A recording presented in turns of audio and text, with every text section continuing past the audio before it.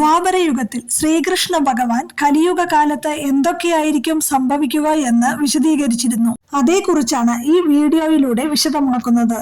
കലിയുഗത്തിൽ ജനങ്ങളുടെ സ്വഭാവം, ജീവിതശൈലി, പെരുമാറ്റം ഇവ എങ്ങനെയായിരിക്കുമെന്ന് വിശദമായി തന്നെ ഭഗവാൻ പറഞ്ഞിരുന്നു. കലിയുഗത്തെ പറ്റി ഭഗവാൻ പരാമർശിച്ചിട്ടുള്ള ആ കഠിനമായ വാക്കുകൾ ഇന്ന് സത്യമായി ഭവിക്കുകയും ചെയ്തു. അത് ഏതൊക്കെയെന്നും ഭഗവാൻ അന്ന് അത് അരുൾ ചെയ്യുവാനുണ്ടായ സാഹചര്യത്തെ പറ്റിയും മനസ്സിലാക്കാം. കുരുക്ഷേത്ര യുദ്ധത്തിനു ശേഷം യുധിഷ്ഠിര മഹാരാജാവ് രാജ്യം ധർമ്മത്തോടുകൂടി ഭരിക്കുന്ന കാലത്ത് ഹസ്തിനാപുരിയിൽ ഭഗവാൻ ശ്രീകൃഷ്ണൻ എത്തിച്ചേർന്നു. സഭയിൽ കൃഷ്ണനുമായുള്ള സംഭാഷണത്തിനിടയിൽ പാണ്ഡവർക്ക് കലിയുഗം എങ്ങനെയായിരിക്കുമെന്നും ധർമ്മത്തെ കൂടാതെ പ്രജകൾ എങ്ങനെ ജീവിക്കുമെന്നും അറിയാൻ അതിയായ ആഗ്രഹം പ്രകടിപ്പിച്ചു. എന്നാൽ അത് വാക്കുകൾക്ക് അതീതമാണെന്നും നേരിൽ ദർശിച്ചു മനസ്സിലാക്കുവാൻ ഭഗവാൻ പറഞ്ഞു.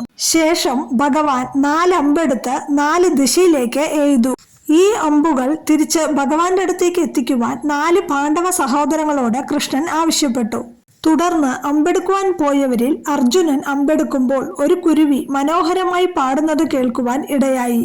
എന്നാൽ കുരുവിയെ ദർശിച്ചപ്പോൾ അർജുനൻ ആശ്ചര്യപ്പെട്ടുപോയി. പാടുന്നതിനിടയിൽ കുരുവി ജീവനുള്ള മുയലിനെ കൊത്തിക്കഴിക്കുന്നതും മുയൽ വേദനയോടെ കരയുന്നതുമാണ് അർജുനൻ ദർശിച്ചത്. ഇതേപ്പറ്റി സഭയിൽ വിശദീകരിച്ച അർജുനനോട് കൃഷ്ണൻ ഇതിന്റെ അർത്ഥം ഇപ്രകാരം വിശദീകരിച്ചു നൽകി. കലിയുഗത്തിൽ ചില അധികാരികൾ മധുരമായ വാക്കുകൾ ഉപയോഗിച്ച് ജനങ്ങളെ നിരന്തരം ചൂഷണം ചെയ്തുകൊണ്ടിരിക്കുന്നു. ഇതൊന്നും മനസ്സിലാക്കാതെ ജനങ്ങൾ വഞ്ചിക്കപ്പെടുകയും ചെയ്യും. എന്നാൽ ഭീമൻ എത്തിച്ചേർന്നത് 5 കിണറുകളുള്ള സ്ഥലത്തായിരുന്നു. മധ്യത്തിലുള്ള വലിയ കിണറിന് ചുറ്റും മറ്റ് 4 കിണറുകൾ ഉണ്ടായിരുന്നു. ഈ 4 കിണറുകളിൽ നിന്ന് ജലം പുറത്തേക്ക് ഒഴുകുന്നുണ്ടായിരുന്നു. എന്നാൽ മധ്യത്തിൽ ഉണ്ടായിരുന്ന കിണറിൽ ജലം ഒട്ടും ഉണ്ടായിരുന്നില്ല.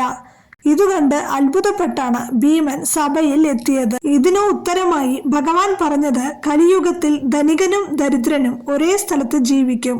ധനികന് സമ്പത്ത് വർദ്ധിക്കുകയും ചെയ്യും. എന്നാൽ ദരിദ്രനെ സഹായിക്കാതെ ധനികൻ ആർഭാട ജീവിതം തുടരും. ഇതാണ് ഭീമൻ ദർശിച്ചതിന്റെ അർത്ഥമെന്ന് ഭഗവാൻ വിശദീകരിച്ചു. 3ാമത്തെ അമ്പ് കണ്ടുപിടിച്ച് നകുലൻ എടുത്തപ്പോൾ അവിടെ ഒരു ആൾക്കൂട്ടം ദർശിച്ചു. കാര്യമന്വേഷിച്ച നകുലൻ ദർശിച്ചത് പ്രസവിച്ച പശുക്കിടാവിനെ അമ്മ പശു അമിതമായി നക്കി തുടയ്ക്കുന്നതാണ്. അമിതമായി നക്കുന്നത് കണ്ട ആളുകൾ പശുവിനെ കിടാവിന്റെ അടുത്ത് നിന്ന് മാറ്റുവാൻ ശ്രമിക്കുന്നു. എന്നാൽ അമിതമായി നക്കിയതുകൊണ്ട് കിടാവിന് പരുക്കുപറ്റി രക്തം വരുന്നുണ്ടായിരുന്നു. ഇതാണ് നകുലൻ ദർശിച്ചത്. ഈ കാഴ്ചയുടെ അർത്ഥമായി ഭഗവാൻ കൃഷ്ണൻ ഇങ്ങനെ വിശദീകരിച്ചു. കലിയുഗത്തിൽ മാതാപിതാക്കൾ തന്റെ മക്കളെ അമിതമായി സ്നേഹിക്കും. അമിത ലാളന കൊണ്ട് അവർക്ക് സ്വന്തമായി ഒരു ജീവിതമോ സ്വപ്നങ്ങളോ ഇല്ലാതെയാകും. മാതാപിതാക്കൾ മക്കളോടുള്ള അമിത സ്നേഹത്താൽ മറ്റു ബന്ധങ്ങൾക്ക് ഒരു വിലയും കൽപ്പിക്കില്ല. സഹദേവൻ എത്തിച്ചേർന്നത് വലിയൊരു മലയുടെ അടുത്താണ്.